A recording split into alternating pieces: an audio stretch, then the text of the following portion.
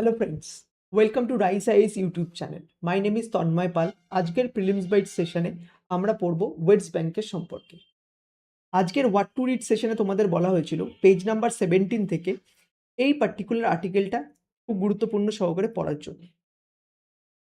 তোমরা যদি UPSC previous year question analysis করো তাহলে দেখতে পারবে ইউপিএসসি কিন্তু প্লেসেস ইন নিউজের সম্পর্কে বারবার কোয়েশ্চেন জিজ্ঞাসা করে। যেমন 2023-তে দেখো ইউপিএসসি এই দুটো কোয়েশ্চেন কিন্তু জিজ্ঞাসা করেছে। কি বলেছে? Consider the following pair, region often mentioned in news and reason for being in news. Match করতে বলেছে। সেখানে তোমাদের যেমন North Kivu, Ituri, Nagorno Karabakh এইসব রিজিয়নের নাম দিয়েছে। প্লাস হচ্ছে দেখো এখানে দেখো area of conflict mentioned in news and country where it is located. দেখতে পাচ্ছ? তো এই সিমিলার লাইনে আমরা এটা গেস করতে পারি যে যেহেতু ওয়েস্ট ব্যাংক, ইসরায়েল এগুলো খুব অফেন নিউজে চলছে, তো ইউপিএসসি কিন্তু আবার এখান থেকে এই রিজিয়ন থেকে কিন্তু কোয়েশ্চেন জিজ্ঞাসা করতে পারে। ইভেন 2017-এও কিন্তু ইউপিএসসি মেডিটেরিয়ান এরিয়ার উপর কোয়েশ্চেন জিজ্ঞাসা করেছিল। সেখানে জর্ডন, ইসরায়েল এগুলো কিন্তু অপশনেও ছিল। তো এই পার্টিকুলার ওয়েস্ট এশিয়ার এই পার্টিকুলার রিজিয়নটা কিন্তু ইউপিএসসির ম্যাপিং পার্সপেক্টিভ থেকে খুবই ইম্পর্টেন্ট হয়ে যায়। ঠিক আছে? এইবার আমরা আসি মেন আর্টিকেলে ওয়েস্ট ব্যাংকের সম্পর্কে। বাট তার আগে যে সমস্ত অ্যাসপিরেন্টরা বেঙ্গলি মিডিয়ামে ইউপিএসসি অ্যাটেম্প্ট করতে চাও তাদের জন্য আমরা রাইস আইএস এর তরফ থেকে সেম কন্টেন্ট কিন্তু বেঙ্গলি মিডিয়ামেও প্রোভাইড করছি। তোমরা রাইস আইএস এর যে ওয়েবসাইট আছে সেখানে গিয়ে কিন্তু এই কন্টেন্টগুলোকে পড়তে পারো, প্লাস ডাউনলোড করতেও পারো। রাইট? তো আমি এটা বলবো যে তোমরা অনেক ডে টু ডে বেসিসে এই কন্টেন্টগুলো ফলো করতে থাকো। এর ফলে না তোমাদের যে কারেন্ট অ্যাফেয়ার্সের প্রিপারেশন সেটাও কিন্তু অনেক হলিস্টিক্যালি হতে থাকে। ওকে, এইবার আমরা মেন আর্টিকেলে আসি ওয়েস্ট ব্যাংকের সম্পর্কে। এই আর্টিকেলে ফার্স্টে আমাদের কনটেক্সটটাকে জানতে হবে যে ওয়েস্ট ব্যাংক হট করে নিউজে কেন। যেমন এর আগের উপরেই দেখো কনটেক্সটের উপরও কিন্তু ইউপিএসসি কোয়েশ্চেন জিজ্ঞাসা করেছে, reason for being in news. তো আমরা কনটেক্সটটাকে খুব ভালো করে জানবো। দেন আমরা জানবো জিওগ্রাফিক্যাল একটা ওভারভিউ নেব, যেটা ম্যাপিং পার্সপেক্টিভ থেকে খুব ইম্পর্টেন্ট হয়ে যাবে। দেন ওসলো অ্যাকর্ডের উপর আমরা জানবো, আর যে অ্যাডমিনিস্ট্রেটিভ ডিভিশন করেছিল সেটাও আমরা জানবো। দেন আমরা যেটা দেখবো যে কিছু স্ট্র্যাটেজিক সিটিজ অ্যান্ড লোকেশন, এটা কিন্তু খুব ইম্পর্টেন্ট। ওকে, দেন আমরা ইন্টারন্যাশনাল লিগাল যে ফ্রেমওয়ার্ক আছে সেটার ব্যাপারে জানবো। আর এই সমস্ত আন্ডারস্ট্যান্ডিংয়ের ভিত্তি করে আমরা কিন্তু এই পার্টিকুলার প্রিলিমসের প্র্যাকটিস এমসিকিউটা সলভ করব। তোমরা যদি এই ডিসকাশনটা খুব ভালো করে শোনো তাহলে কিন্তু এই কোয়েশ্চেনটা খুব ইজিলি তোমরা সলভ করতে পারবে। আর আমি চাইবো কোয়েশ্চেনটা সলভ করার পর তার যে আনসার হবে সেটা কিন্তু তোমরা যাতে কমেন্ট সেকশনে লেখো। রাইট? এইবার আমরা মেইন ডিসকাশনে চলে আসি। দেখো ফার্স্টে আমাদের যেটা বুঝতে হবে কনটেক্সট। কনটেক্সট কি? না, ইসরায়েল একটা প্ল্যান করছে যে ম্যাসিভ ল্যান্ড রেজিস্ট্রেশন প্রসেস এইটা বিগিন করার চেষ্টা করছে। ঠিক আছে? আর এইটাই কিন্তু অপোজ করার জন্য 85 কান্ট্রিজ কিন্তু ইউনাইটেড নেশনে একটা জয়েন্ট স্টেটমেন্ট দিয়েছে। এটাই হচ্ছে সিম্পল কনটেক্সট। ঠিক আছে? এবার এই কনটেক্সটে দাঁড়িয়ে তোমাদের ফার্স্ট যেটা জানতে হবে যে ওয়েস্ট ব্যাংকের জিওগ্রাফিক্যাল ওভারভিউতে কি আছে।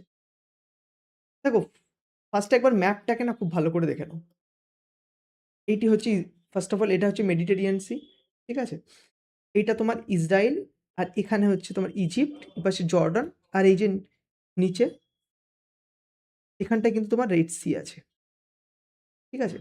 আর এই ইসরায়েলের দেখো এই সাইডে আছে তোমার হচ্ছে একটি পার্টিকুলার ল্যান্ডমার্ক, এটাকে বলা হচ্ছে ওয়েস্ট ব্যাংক। আর এখানে যেটা আছে সেটাকে বলা হচ্ছে গাজা স্ট্রিপ। আর এই যে ইসরায়েলের যে ক্যাপিটাল তেল আবিব, আর এখানে মেডিটেরিয়ান সি। ঠিক আছে? এবার আমরা আরো ডিটেলসে ঢুকবো। বাট ওভারভিউ পেয়ে গেছো রিজিয়নটা কোন জায়গায় লোকেটেড। ঠিক আছে? এইবার আমরা আসি এটার মধ্যে একটু ডিটেলসে। তো জিওগ্রাফিক্যাল ওভারভিউর মধ্যে ফার্স্ট যেটা জানবো লোকেশন। ফার্স্ট মনে রাখবে এটা কিন্তু ওয়েস্ট ব্যাংক একটা land lock territory. West bank কিন্তু মেডিটেরিয়ান সির সাথে বর্ডার শেয়ার করে না। এই ফ্যাক্টটা কিন্তু খুব খুব ইম্পর্টেন্ট। ঠিক আছে? গাজা মেডিটেরিয়ান সির সাথে বর্ডার শেয়ার করে, বাট ওয়েস্ট ব্যাংক করে না। এটা বোঝা গেল? এবার যে এই ওয়েস্ট ব্যাংকের ধরো পার্টিকুলার এই ল্যান্ডমার্কটা যদি ওয়েস্ট ব্যাংক হয়, এর যে ইস্টার্ন সাইড আছে সেখানে জর্ডন রিভার আর এখানে কিন্তু ডেড সি আছে ইস্টার্ন সাইডে। আর নর্থ, ওয়েস্ট, সাউথ এখানে কিন্তু কোন কান্ট্রি আছে? Yes, Israel. ঠিক আছে? তো বর্ডারটা বুঝে গেলে। এইবার জাস্ট দুটো হিলের নাম মনে রাখো, ট্যামারিয়ান হিলস আর হচ্ছে জুয়াডিয়ান হিলস। ট্যামারিয়ান হিলস হচ্ছে তোমার নর্থে আর জুয়াডিয়ান হিলস হচ্ছে তোমার সাউথে। এই দুটো জাস্ট হিলের নাম মনে রাখো যে ওয়েস্ট ব্যাঙ্কে এটু পাওয়া যায়। আর যেমন বললাম ডেড সির ব্যাপারে বললাম, যেমন জর্ডন রিভার সার্চ, এটা তোমাদের primary fresh water source Jordan River. আর ডেড সি হচ্ছে important point, lowest point. Dead Sea is the lowest point on Earth. ঠিক আছে? তো ইস্ট সাইডে জর্ডন রিভার আর হচ্ছে ডেড সি, নর্থ, ওয়েস্ট, সাউথে কি আসছে না তোমার ইসরায়েল। এটা হচ্ছে ওয়েস্ট ব্যাঙ্কের বাউন্ডারি। ঠিক আছে? একবার ম্যাপেও দেখে নাও, এখানটা তোমার জর্ডন রিভার থাকবে, এখানটা হচ্ছে ডেড সি থাকবে, আর এই যে নর্থ, ওয়েস্ট আর হচ্ছে সাউথে কি আছে না ইসরায়েল। ঠিক আছে? এইবার আমরা আসবো ওসলো অ্যাকর্ডের ব্যাপারে। 6 ডে ওয়ার যখন হয়েছিল তারপরে কিন্তু ইসরায়েল আর হচ্ছে প্যালেস্টিয়ান লিবারেশন অর্গানাইজেশন PLO এর মধ্যে কিন্তু ওসলো অ্যাকর্ড 2 1995-এ সাইন হয়। ঠিক আছে? এটা কি করেছিল না, ওয়েস্ট ব্যাঙ্কে কিন্তু 3টে অ্যাডমিনিস্ট্রেটিভ ডিভিশনে ডিভাইড করেছে। আর এই 3টে অ্যাডমিনিস্ট্রেটিভ ডিভিশন কি কি? Part A area, area 1, area A, সেটা কিন্তু 18% পার্ট আছে। এই 18% পার্ট যেখানে আছে সেখানে সিভিল অ্যান্ড সিকিউরিটি এটা কন্ট্রোল করে কে না? Palestinian authority.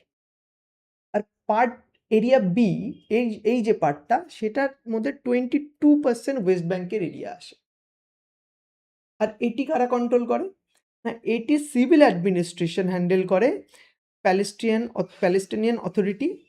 আর হচ্ছে যে সিকিউরিটি সেটি জয়েন্টলি কন্ট্রোল করে ইসরায়েল আর প্যালেস্টিনিয়ান অথরিটি।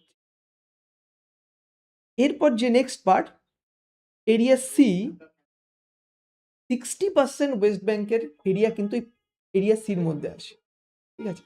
এইখানে যে মানে Israel full civil and security control করে। আর এই যে পার্টিকুলার ল্যান্ড রেজিস্ট্রেশন ডিসপিউট যেই কনটেক্সটে আমরা নিউজটা পড়ছি সেটা কিন্তু মেইনলি কিন্তু এই রিজিয়নটাকে কেন্দ্র করেই কিন্তু এই ডিসপিউটটা অকার হচ্ছে।